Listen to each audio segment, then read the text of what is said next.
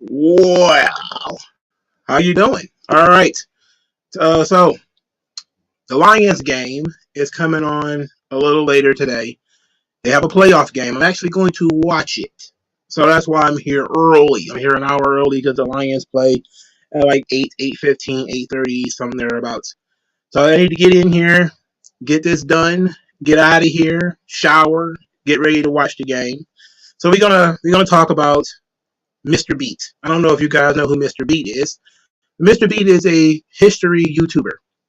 He does very interesting videos, and sometimes I really like his videos. Like he does things like compares two cities that are far apart or close together or whatever. And he compares like states and things like that, and I'm into that kind of thing. But then he also delves into the political element, where it is revealed, of course, that he is a kind of I don't know if he's a far leftist, but he obviously is a guy who leans to the left. And he recently put out a video explaining what systemic racism is. And I watched it. I watched all 40 minutes of it, and I found it to be very interesting, except for the parts that I think were overlooked. Now, it's not really a review or a reply video. I think if you do a reply video like essay for essay, you should do what the other person did. So he did this 40-minute video full of citations and all this kind of stuff. I really don't care about that process, the highly academic process. I've been there, done that. I don't care about that. The reason why I don't care about it is usually when people have an idea or when people have a belief, they just go out and search for things that validate their belief. They don't really walk through it logically. And I try to do that on this channel. I'll try to walk you through things logically without burying you in citations, because then you have to read the citations and read all through the citations and find counter citations. And no, I'm not going to do that. I'm not doing that, okay? We're not going to do that. We're just going to operate off of a couple of the things that he said and why I don't believe that systemic racism is real, even after watching his video. So that's going to be the number one thing. We also might delve a little bit into the Jason Whitlock, Stephen A. Smith disaster that these guys have decided they're going to go after each other. And it's been fairly entertaining. It was pretty funny. So we're going to go through that too, probably a little bit later if we have time. But I want to go through the systemic racism canard. Now, the reason why I think that systemic racism is a canard is, like a lot of the new ideas that has come out of new academia, like diversity, equity, and inclusion, systemic racism is one of those things that you could try to define what it is, but then people will just Mott and Bailey. They'll give you a definition that's easy to digest, that's easy to accept, but in reality, they mean something completely different. So transgenderism is one of those many things. They'll say, well, gender and sex are two different things, but then they find sex written clearly in the law, and they'll say, well, gender is implied. And you're like, wait a minute. Your argument was that sex and gender are two different things. And then that's when it's convenient. And so when you're arguing or debating a subject that the left has specifically created, arguing over definitions doesn't do you any good. So part of his presentation is that people don't believe that systemic racism exists because they don't know what the definition of it is. And the reason why they don't know what the definition of it is because in academia, you can define words in any way you choose. These words don't mean anything, right? You say racism doesn't exist, that races don't exist, and yet we still need to have affirmative action, and we still need to have all these other things based on race when you say race doesn't exist. Whoa, okay, that doesn't make sense. Why do we consider, if racism is a social construct, which it's not, by the way, race is genetic.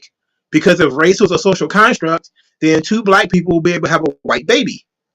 But they can't, right? Brown skin, blackness is genetic. So we can recognize that people look differently, all right? It literally doesn't make any sense. Now, you may talk about different things that might be tied to genetics, like IQ, size, speed, those different things. Those things are you have the ability to argue those. But the fact that simple genetics, two black people create a black baby, two white people create a white baby, a black person and a white person might create a white baby, might create a black baby, depends on, depends on the genetics of that child. But whatever. We're not talking about different species here. Okay, but if you want to say that race is a social construct, fine. Then we should operate as if race is a social construct, and we should not have race-based policy. Well, we still have race-based policies because the left says, well, race is a social construct. It's not real, except for all of these laws we want to pass that favors race, and we want to pass them. So race is real for the purpose of these laws. And you're like, wait a minute. Can a white person be white? Can a white person be black? If you can be transgender, why can't you be transracial? It's a social construct, right? But no, they don't play into that. So when you're dealing with these kinds of concepts, you have to understand, talk to 100 different people, you're going to get 100 different definitions. And this becomes important later when he thinks that Obama and Oprah don't face systemic racism when they both claim that they have. Obama was the fucking president, and Oprah is a billionaire, and both of them have claimed to be victims of racism recently. Not, Oprah grew up dirt poor, and I think Alabama, or she's from Mississippi or Alabama, one of those really deep southern states. That's where she's from, And in her lifetime, she went from being dirt fucking poor, molested, abused, didn't know who her parents were, and now she's a billionaire. But systemic racism exists, but it didn't stop her. Funny how that works. That stuff always works out. It's an explanation for mediocrity and failure. People who fail to set proper morals, values, make good choices, they have 100 excuses for you. And systemic racism is just one of those things. You can grow up poor, you can be poor. It has nothing to do with fucking Tulsa race riots or what's the other one? The book, The Color of Law. My brother has it. I haven't read it yet. I forget what it was called, but they talk about things like the building of the freeways and destroyed certain communities, which is all true. There was a lot of property damaged and stripped away to create the freeways, to create like the St. Louis Arch and things like that. That is absolutely true. Whenever you do like a mega project that requires the government to take large swaths of land, absolutely there's going to be property damaged. There's going to be opportunities lost when that happens, when that occurs. All right. So you can try to say, well, it hurts black people the most. Okay, fine. Didn't stop other black people from being multimillionaires within their own lifetime. So don't give me that shit. All right. But I did a whole thing on this on Twitter, and it was on right on the tip of my tongue. It was right on the top of my head. And I'm kind of going to go through some of my tweets. I'm not going to go through his video completely. In fact, we're not going to play any of it because it's not really, you can watch it yourself. I mean, he's a very popular YouTuber. He has far more subscribers than I do. He's far more popular than I am. It is what it is. And again, I'm not going to go through here and academically break down things, because once you understand that these things don't account for basic human behaviors, you really can't take it seriously anyway. Okay. So let's talk about this. So my first tweet was, I wasted 40 minutes of my day listening to Mr. Beat explain systemic racism, and of course he was incorrect. It's easy to justify using the term when you can Mott and Bailey it, as the left always does. The point is to lull you into agreement, which I've already explained. And I said, I've never seen this definition of systemic racism until Mr. Beat's video. Ultimately, he places all disparity in the lap of poverty. So if we cure the sources of poverty, then much of the systemic racism will vanish. So he defines systemic racism as when a group of people has less opportunities because of entire systems being racist. Entire systems. That's very vague. What is a system? So then he gives the examples of like healthcare, education, And basically these entire industries that are racist because blacks are disproportionately affected by X, Y, and Z and all this sort of thing, right? Okay. Which is fine, but you have to ask and beg the question.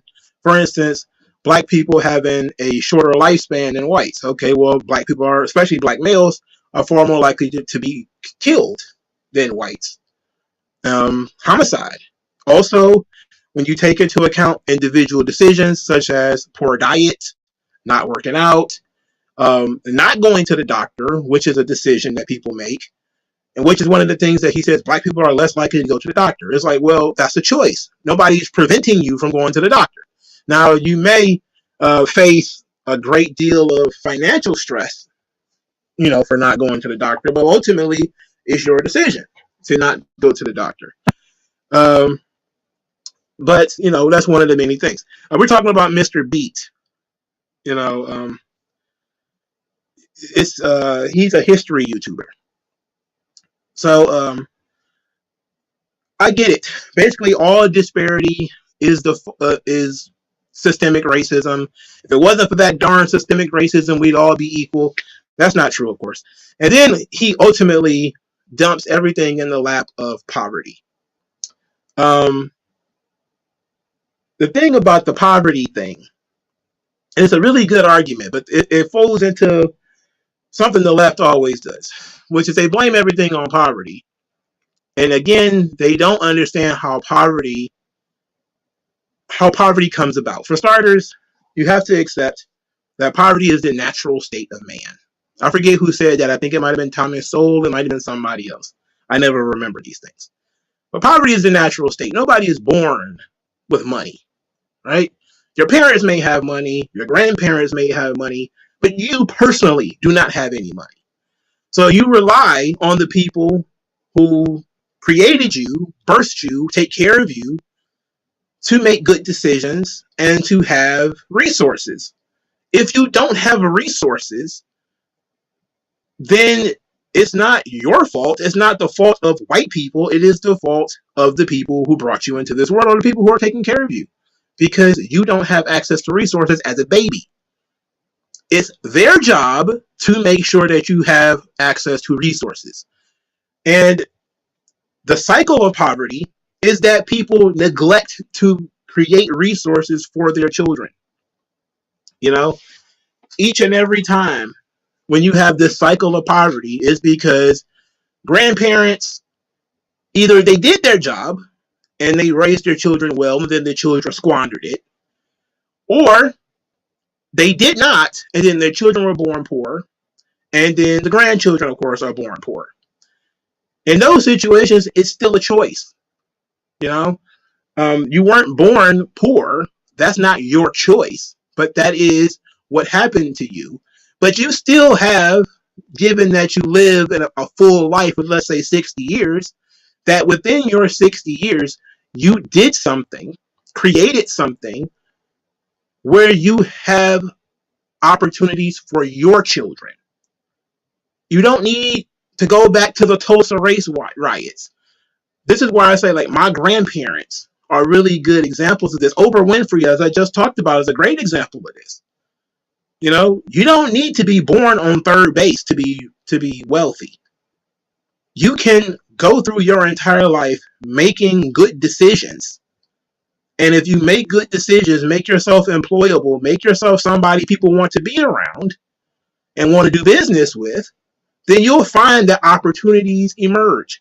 So when he says that people have lower opportunities due to systems being racist, I say, well, a lot of people create their own opportunities. Opportunities are created on their own. They're made. They're not given. Nobody's going to give you an opportunity.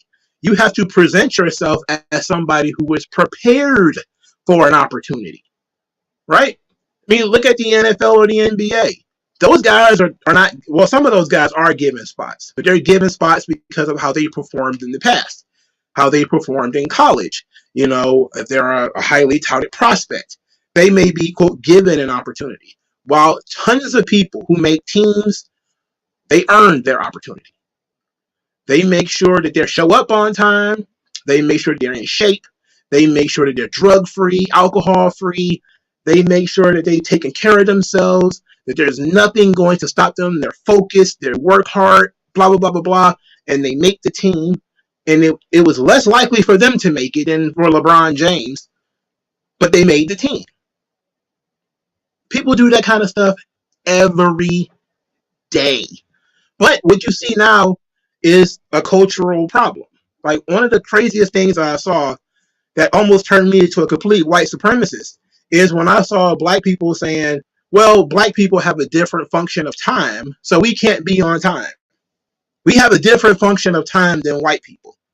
So we're constantly late for work, disproportionately, because we have a different function of time. We have different ideas of time. And I was like, what the that's nonsense. It's an excuse. And if you keep allowing people to make these excuses, these things will only continue. There is no genetic predisposition to understanding time. It is not. If you tell a nigga that if you show up here at 8 o'clock and I'll give you $100,000, every black motherfucker within 100 yards will show up at your doorstep. 7:56. It's not going to be. I can't figure it out because I have my genetic predisposition to not understanding time. It's like, what are you talking about? That's nonsense. And you will hear black people saying shit like that. They're creating more excuses to why black people can't do stuff, and it just does nothing but perpetuate the poverty mindset, which is what it is. It's a mindset. You know, again, when somebody really wants something, they know how to be on time. They don't care. They show up for work late because they don't care. They don't value the job. It has nothing to do with racism.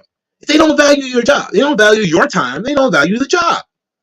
That's why you fire them. You find somebody who will value the time. And once that kind of stuff gets on their record, they become more difficult to be employed later. It's like if you consistently are late or you end up getting evicted from an apartment. Getting an eviction makes it difficult for you to find another apartment. That means if you're irresponsible, that irresponsibility follows you through the rest of your life. Is that fair? I don't know. I don't make these rules. But it's a fact. Your credit score follows you through the rest of your life, whether you go to jail or not. Getting convicted of a felony follows you for the rest of your life. So people can make bad decisions that will follow them through the rest of their life, that makes their life more difficult and then affects their ability to have more opportunities. All right? That's the point.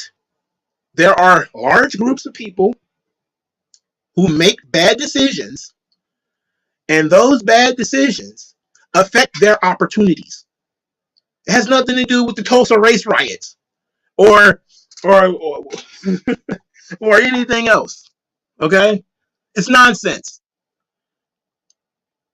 Other people's behaviors long before you were born has no effect on your life. Unless those, behaviors are etched in stone or something like that. Like, laws, for instance, might affect your life. But the Tulsa race riots where they rebuilt that town by now, like Tulsa was rebuilt shortly after it was burned down. It can't affect you today. Why are we still talking about that? As an excuse. Not, as an event that happened in history, but as an excuse for why people can't believe anything. It doesn't work. It doesn't make sense. And for people to try to use that, it's an embarrassment. So I say that there's two problems with his definition. One is that racism is a blame game. Basically, you start off by saying that individuals are racist. Black people can't make it because police chiefs are racist. The councilmen, the senators, the president, the governor, everybody's a racist. So they can't achieve anything because there's racists in positions of power. Okay, that's actually realistic. A racist mayor, a racist police officer, a racist judge can absolutely adversely affect your life. But then we put all kinds of laws in places to stop that kind of thing. There's all sorts of protocols, and you can get fired if you say something even remotely racist nowadays. So that's not really an issue. That's not something that we can concern ourselves about. So then we pivoted. We didn't completely change it because we still call individuals racist. But then we pivot. We say that, oh, okay, it's not a lot of personal individual racism anymore. What we have now is institutional racism. So then you get like, okay, well, people who believe that the police is a function of slave catching. So this is where you get, the prisons were created to house slaves and all this other horseshit. That's not true, by the way. Prisons started out as insane asylums, essentially, in the United States, I mean. I don't know about Europe or anywhere else. I mean, we know that the Romans and all these people had dungeons that they threw people in, prisoners of war and stuff like that. They just had dungeons. But the police started out as nothing more than something like neighborhood watch. And we got the idea for our police from England, because England used to have like small tight communities, and they would have like neighborhood watchmen who would walk around and basically watch out for thieves, rapists, other drunkards and stuff like that. And basically it became a voluntary position, which we still have and call neighborhood watch. And then it became a more professional thing that we call the police force. So, which is somebody who's been paid to do it. So it's not a function at all of slave catching. Slave catching is more vigilantism, by the way, because a lot of those people, some of them were hired directly by the slave owner to catch a slave and bring them back. Some of them worked for the government, but not a lot of them. So there is some, a dab of truth in that slave catching was government, because part of it was. But overall, the police as a force was created as something we modeled from England. So the idea that institutional racism is a thing and all of these institutions are racist, that's why black people can't achieve anything. The universities are racist. The NGOs and non-governmental organizations are racist. The judicial branch is racist. Everybody's racist. People got tired of hearing about that. They changed all these laws, and the desperate impact policy started taking into place after the Civil Rights Act. You can't blame institutional racism anymore. So now they blame systemic racism. So now it's just going to be more and different types of cobwebs of racism, all based off of, now we become from racism as a thing that a person did to a thing that a person used his authority to do, to now it's just baked into the system, and you had all this crap pretty much in it, right? So from there, you just have this complete cycle of, no matter what you call it, people will find more excuses to why these people are racist, or why racism is preventing people from doing this thing. I'm pretty sure you saw a badge that had, some kind of racial carving into it, but I'm pretty sure for the most part, the police is not a function of slave catching. It is not. I mean, for starters, it would then imply that there were no laws that needed to be enforced other than the catching of slaves, which is bullshit. There's always been thieves. There's always been pirates. There's always been rapists. There's always been drunkards getting into fights. Who handled that stuff, if not the police? It would usually be guards, knights in the past, or not knights, but guards, different people like that who hung around or whatever. We just created a more professional version of that. People who are paid to do specifically that, not, military who handle that sort of stuff. There's a step down from military. But the idea that generally police is some kind of function of slave catching is like, that was just part of what certain people baked into their systems. It was not an overall idea. Just like, sometimes there were insane asylums where you locked people up for, having mental issues or whatever. But generally speaking, that was not what the prisons were created for. It was a way to separate sinners from everybody else because there was a belief that their sin was contagious. That's where it came from. There was a belief that that's why we still kind of believe that today, that, the parents pass this thing on to their children, and I haven't seen any of that stuff either. I'm pretty sure it makes it more likely, but it's not entirely true either. So there's a lot that kind of goes into those sorts of things. So my second thing is, if poverty alone was the issue, then things would be more equal by race. For example, he blames poverty for crime, but the highest crime rates are in black communities, not poor Appalachian communities. I should have put poor white Appalachian communities. Also, a small number of people commit crimes even among the poor. Now, this is absolutely true. You would think that if poverty was the reason for crime, then the highest crime rates in the world would be places like Haiti and Jamaica and, sub-Saharan Africa and some places like that, but not really.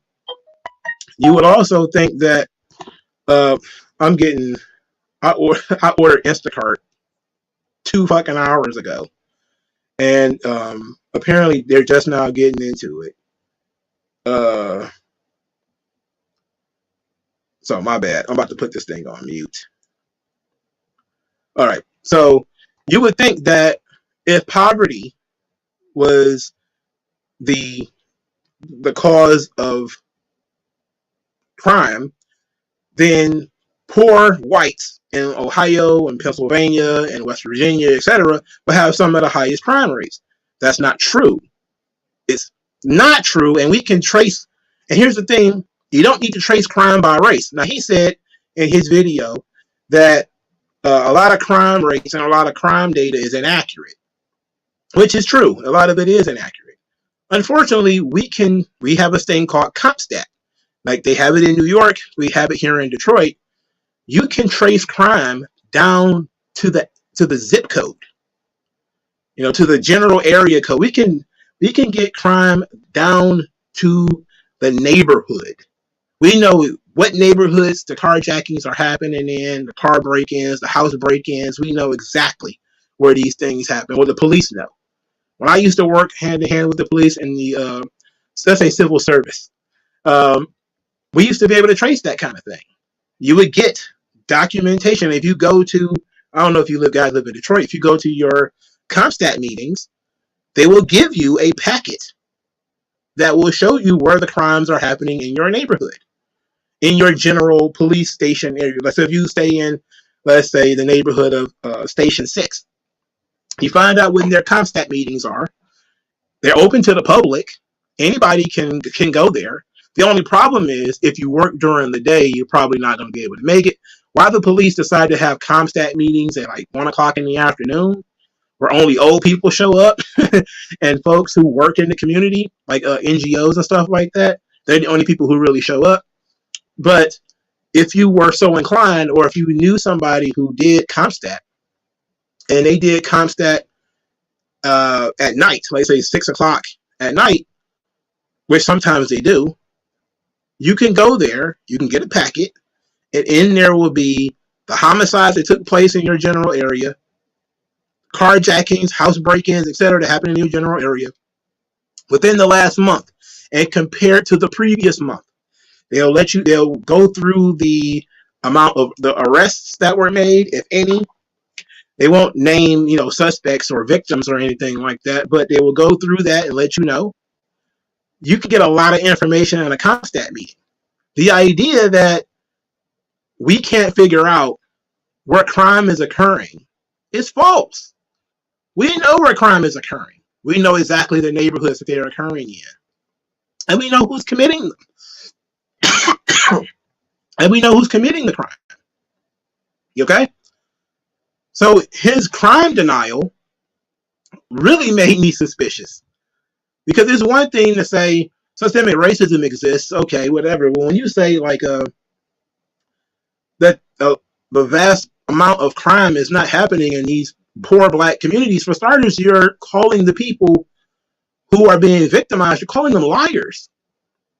You know, like these people are contacting the police because they were victimized. You know, it's like, come on, smarten up. So we already know that that's not true. So my next point was that poverty doesn't cause crime. Often crime causes poverty. Leftoids take, quote, poverty causes crime as an axiom when it is incorrect. This is also true. What devastates communities is often the crime rate in those communities. Now, how do I know this? Well, it's pretty axiomatic that when you have high levels of break-ins and car thefts, etc., in certain communities, people will not invest in those communities. Why would they invest in a neighborhood where they're more likely to be robbed, or their customers are more likely to be robbed, or there's more likely to be shoplifting, or window smashing, or whatever? Why would they invest in that neighborhood? It's a simple logic question. It's not a question that requires a ton of citation. Would you do that? I mean, think about that. Would you build a business in an area that has a very high likelihood of your business being broken into? No. For starters, your insurance premiums are going to be super high. Super high. And you're going to know you're in a high crime neighborhood when you get the insurance statement for what you're trying to do. And this is why so many of these areas in poor black neighborhoods, and poor whites too, is part of it is they're very sparse in terms of there's not a lot of population in those areas. So they can barely support a supermarket or something like that, as is. But then there's a lot of crime. There's a lot of sharp people steal. They shoplift. Then there's a lot of crime in the neighborhood. People break into cars. People are getting into shootouts in the neighborhoods. Even if they're not victimizing the store, there may be a lot of crime in their general area that makes people leery to come from their community to that community where the supermarket is. So typically what you will have is they'll set up a spot like a tent pole just right outside the communities. Like here in Detroit, we had a Meijer that was built. It's on Woodward, but it's right there. It's right past the Detroit city limit. You know, like right there past the Detroit, because you don't have to pay the high insurance.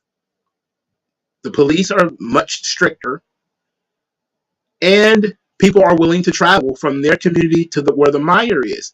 If you built the goddamn thing on Dexter and Joy Road, people are not going to go from their neighborhood to Dexter and Joy Road because they're going to get their car broken into. You know, their grandma might get, you know, her shit snatched or something like that, because these are the kinds of areas where that kind of stuff happens. It's pretty logical if you sit down and think about it. Why would you invest in a high crime neighborhood? You wouldn't. So that means those people have fewer opportunities to work, and thus these things are going to go to poverty. They're going to go to shit. Again, opportunities are earned and created. Your neighborhood is not going to be rewarded for being a shit neighborhood. Nobody's going to come in and build the schools and rebuild the houses, and they're just going to have their shit kicked in. Why would they do that? It's a waste of money and a waste of resources. Resources are not infinite. People are not going to take their limited resources and place them into something that is going to be ruined. It is common sense. So when you think about it from that perspective, poverty does not cause crime. Crime cause poverty. Okay? So then I say, furthermore, crime is a choice. And that's the big evil in this situation, choice. All these macro explanations for disparities between races and genders, etc., never account for choice or values. What people have learned to value dictates their choices and thus their outcomes. Choice and values also dictate opportunities. Then I start talking about rap music. And I don't really want to talk too much about rap music, but rap music is very poisonous. And so much as it tells you that there are rewards for negative behaviors. There's rewards for selling dope, being a part of a gang, uh, stealing cars, etc. But more importantly, if you listen to a lot of rap music, which I have, I've been listening to rap music since I was 7 or 8 years old. If I was gullible, I would have been out here selling dope, joining gangs, etc. But I'm not gullible. If you listen to rap, you'll learn that it's far more interesting and far more cool for you to be 17 years old with a pocket full of money because you sold dope and stole cars or whatever, than if you were trying to go out and shovel snow or cut somebody's lawn or whatever. Because the guys who work are lame and they don't have any money. Therefore, they don't get any bitches. While the dope boys get all the bitches, got all the money, got all the cars, they got nice shoes, they got, nice chains, they went and got them a grill, all this kind of stuff. They get to hang out at the bar, even if they're underage. They let underage people in the bar if they got enough money. And you get that mentality from rap music, and people are seeing that, and they're imitating it.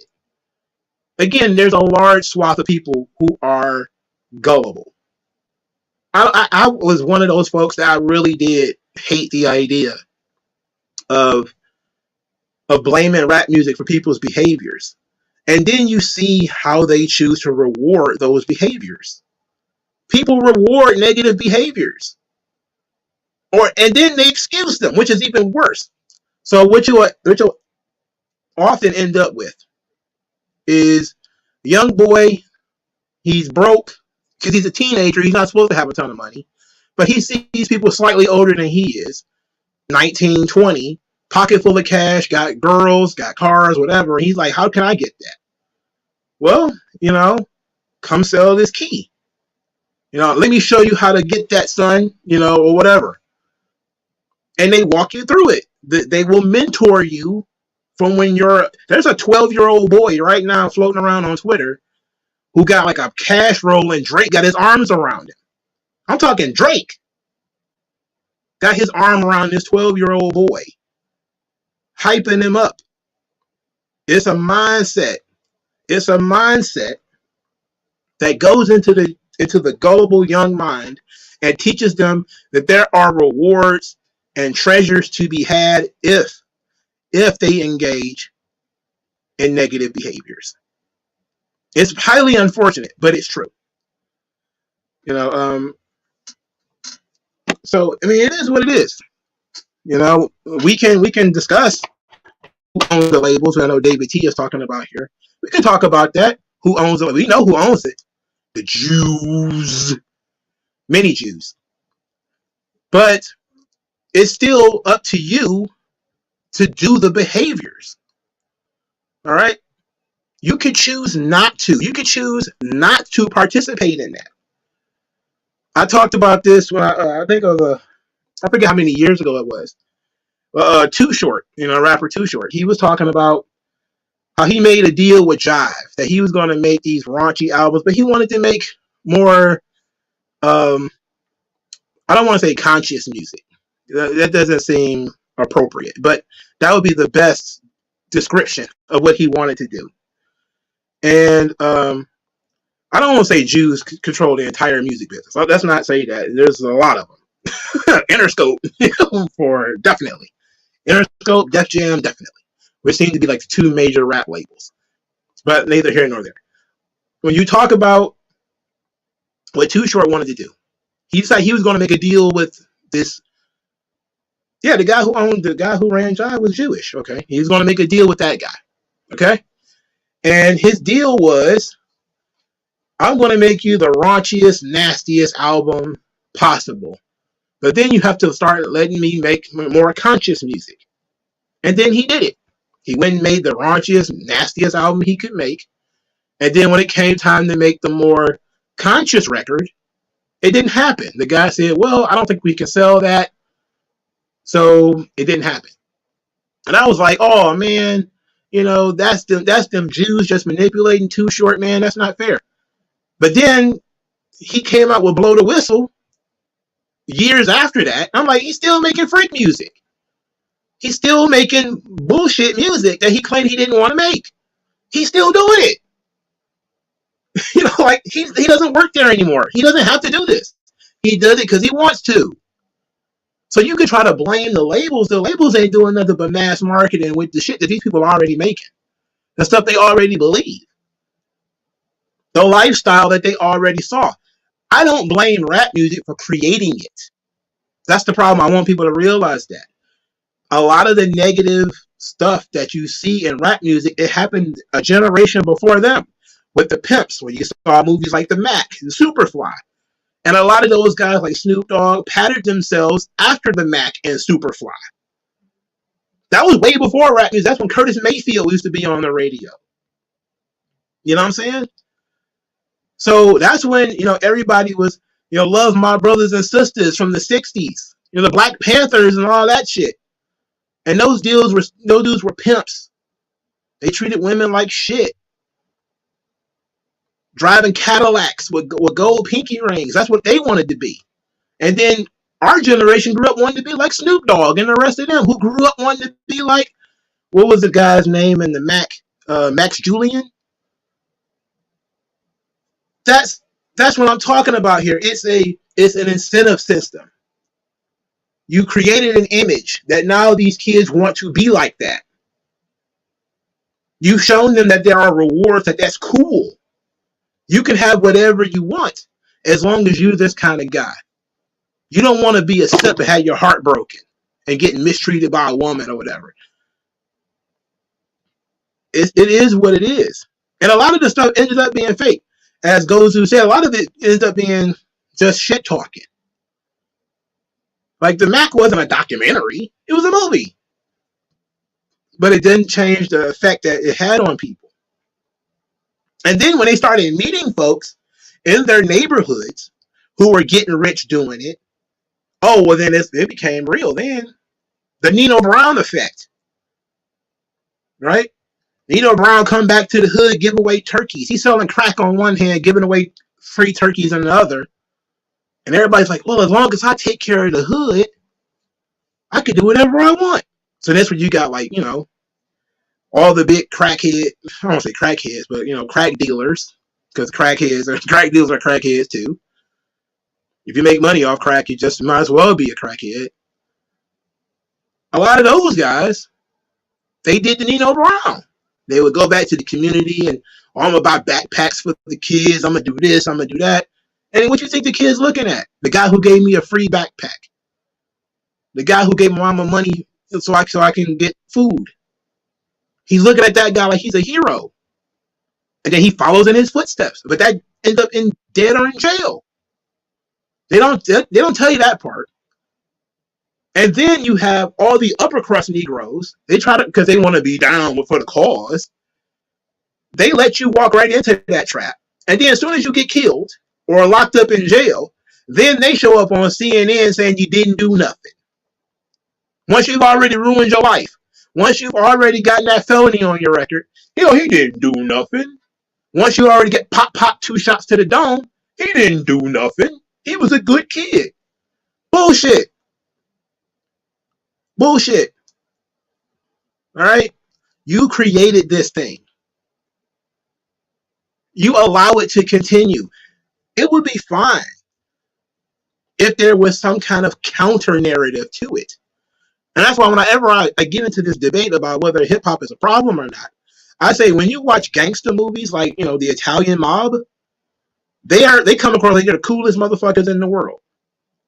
But I cannot think of any mob movie where those guys lived at the end or didn't go to prison.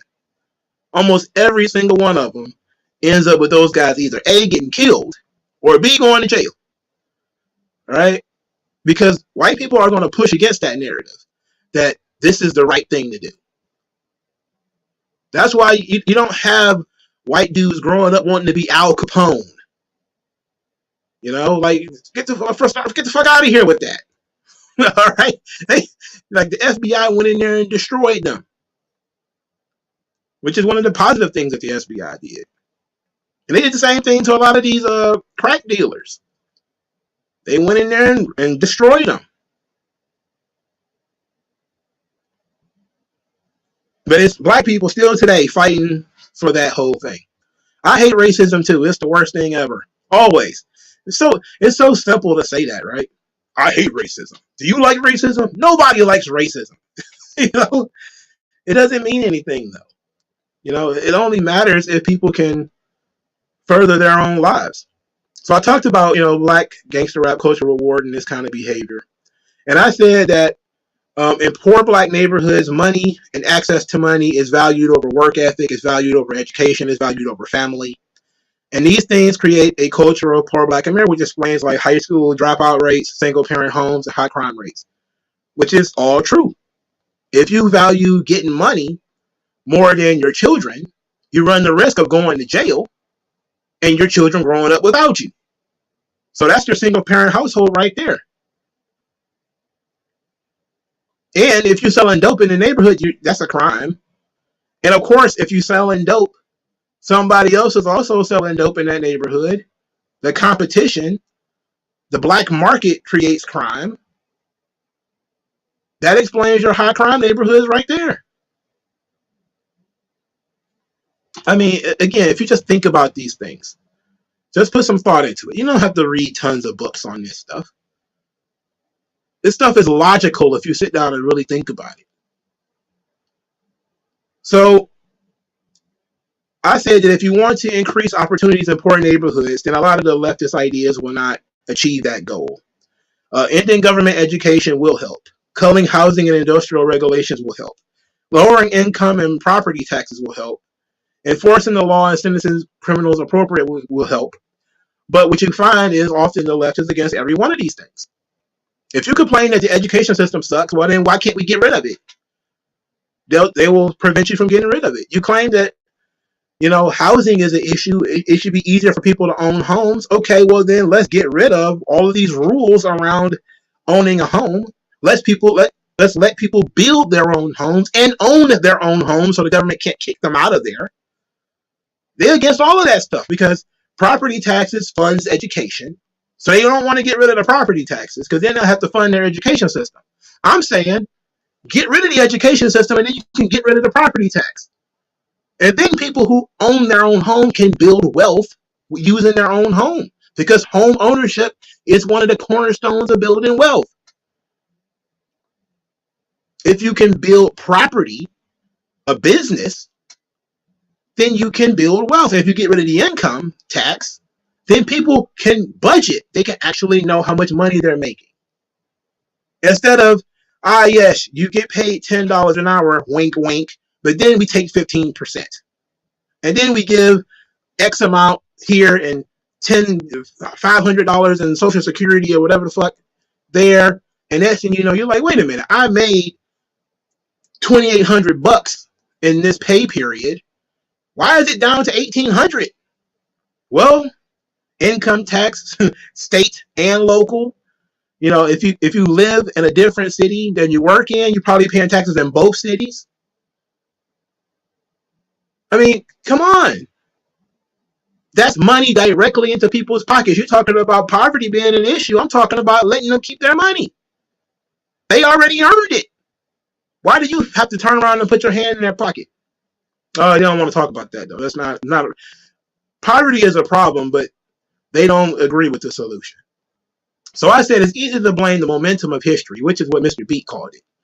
The momentum of history is that all of these things happened in the past that makes wealth generation difficult for blacks and Native Americans, etc. Even though Native Americans they live primarily on reservations, which is government property, which means they can't own property. Which is, again, the very definition of what the fuck I'm talking about here in terms of the government needs to get out of the way and let these people build their own lives. But he called it the momentum of history. I said nobody is fated to or destined to poverty. That people need to understand that they control their own lives, not their parents, and Whitey doesn't either. If you want more opportunity, you have to change your values, attitudes, and behavior. Then I said, if you want to talk about misbehaving children, especially black children, who wants to deal with a misbehaving child? Who wants that person around? Nobody. Nobody wants to be around a person who misbehaves, especially a child. So who wants to be around a misbehaving adult? Nobody. Goes back to what I was saying before about folks not respecting your time, not coming back from break on time, calling off a lot, looking ridiculous, face tattoos, neck tattoos, all this kind of crazy shit. You make yourself unemployable, or you put a limit on your own potential. You don't go get that extra degree, even though you probably do need it. You don't go get it. You don't keep up your education. You've created a scenario in which you're going to miss tons of days of work. Now, that's one thing if you got sick, or if you got injured. It's another thing where, well, I can't find a babysitter because you got knocked up out of wedlock, and now you have to figure out who's going to take care of your kid while you work. That's your fault. That's not nothing to do with the system. Has nothing to do with your employer. That's your fault. Okay? Those are the kinds of things that I'm talking about here. So, what is Gozu talking about? We may or may not pocket some of that money to ourselves. Yeah, I mean we have obviously individualized situations in terms of where the money goes. Some people pay rent, some people don't. Some people have higher bills than others, etc., etc. It's more difficult for some people. I get that. But the idea that we're just going to cure poverty and everything is going to go away, it's like, look, even if you work at McDonald's, you can build a life on that.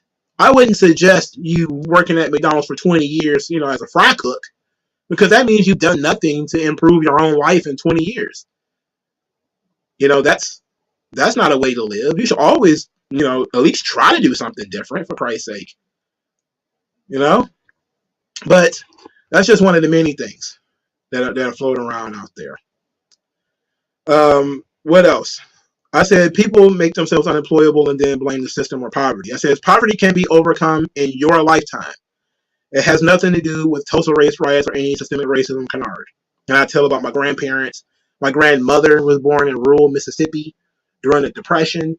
She moved. She's one of the people from the Great Migration. My grandfather, and I'm talking about my mother's mother and my father's father. Two people. I don't know about my mother's father. I have no idea. He died before I even met him. But she was born in 1920 something, 28, I think.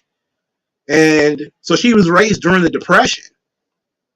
And how can you be more disadvantaged than that?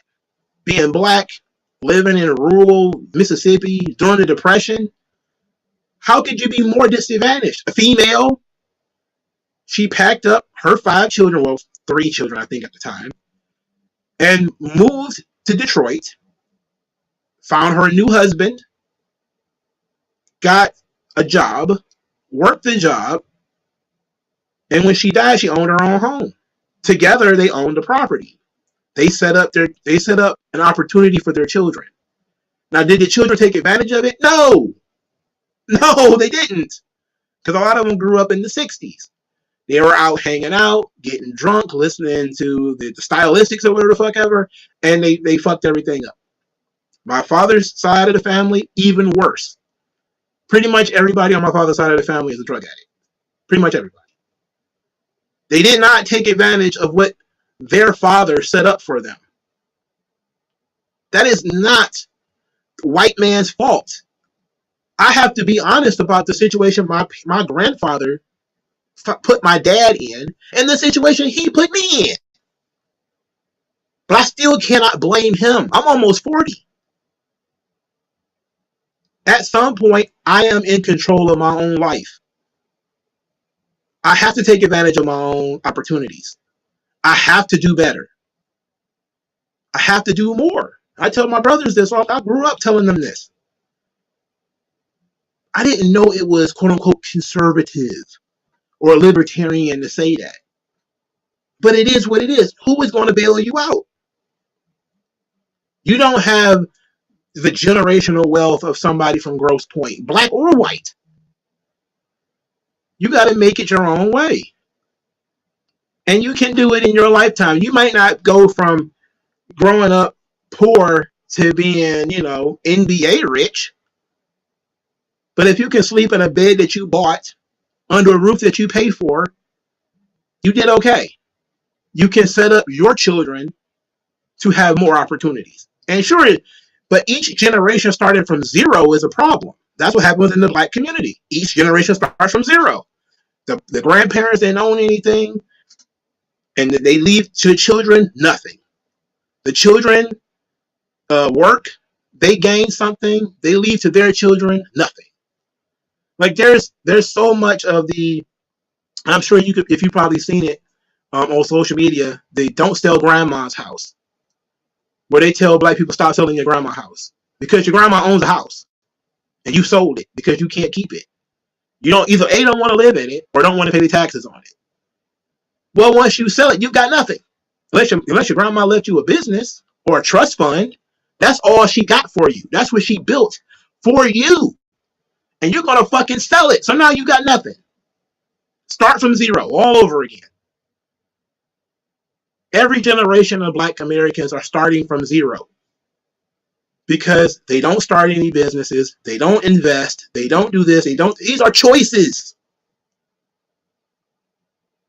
What you choose to spend money on, what you value. $300 gym shoes. And I know it sounds all stereotypical. You sound like a stereotypical conservative. That's not the point. Look at what's going on here. This is what they're doing.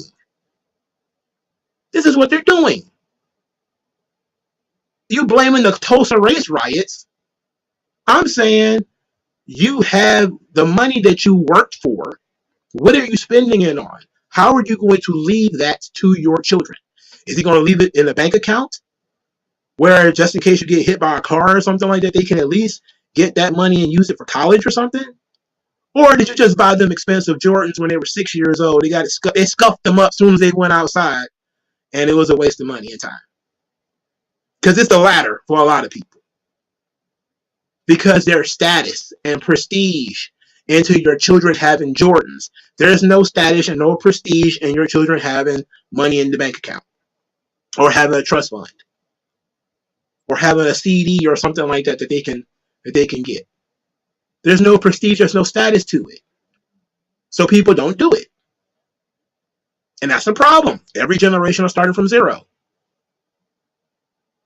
So the idea that there's systemic racism is bullshit. It is absolute bullshit. But his video was entertaining. I watched the whole thing. So I thought it was entertaining.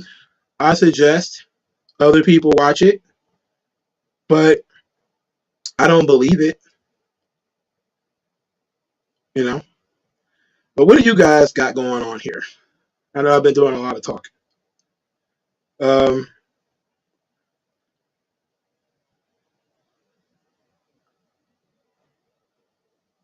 Tell that to redlining. What does that mean? Am I supposed to talk to redlining? Redlining is a policy, and this shit doesn't even happen anymore. So this is another thing where, again, you're blaming a policy that happened likely before you were even born for your attitudes and choices and behaviors right now. It literally doesn't make sense. WG Phil says they blame the corporations for wanting to keep their employees and resources safe, and don't blame the people for ruining it for the people who need necessities. Yeah, I mean, there's San Francisco right now is talking about the Safeway leaving, and they're like, oh, but we need that Safeway for people to get groceries. It's like, yeah, that's nice, but it's a high crime neighborhood now. You ruined it. The corporation can't keep sinking money into these neighborhoods and losing money, or at least having shrinking profits. You know, it's not realistic. You wouldn't do that. That's like saying your car breaks down, you spend $600 to get it fixed. 2 months later, it breaks down again. They say, well, give me $1,800 to fix it. Eventually, you're going to be like, wait a minute. I'm sinking way too much money into this car. I'm just going to go give me a new car. That's all these same people are thinking when you keep breaking into their stores or their property value keeps going up. They're going to be like, wait a minute. I am just going to invest my money somewhere else. It doesn't make sense to invest anything in this neighborhood. Oh my goodness. If you think Mr. Beat is bad, gotta check FD Signifier. I don't think Mr. Beat is bad. I've certainly seen worse. It's just that I think that he's incorrect on this issue. You know, I just think that he's incorrect on this issue. Max Kellerman is blacker than Stephen A. Smith. Oh, I've heard that. I've heard that. All right. So I said I was going to do this video until 8 o'clock because then the Lions game is going to get ready to start. So I got to go do that. But thank you guys for your time. I'll talk to you guys later. Peace out.